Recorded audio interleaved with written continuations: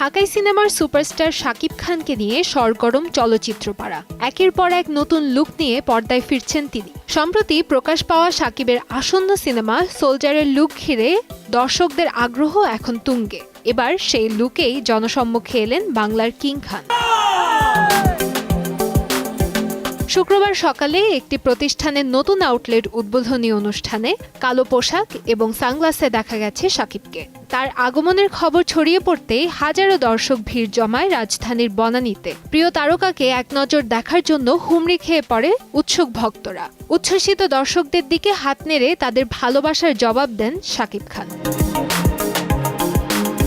শাকিব ফাহাদ পরিচালিত সোলজার নিয়ে ব্যস্ত সময় পার করছেন শাকিব। তার বিপরীতে অভিনয় করছেন তানজিন তিশা। জানা গেছে আগামী বছর মুক্তি পাবে অ্যাকশন ড্রামা ঘরানার এই সিনেমাটি। কান্তাময়ী স্নেহা, সময় সংবাদ, ঢাকা।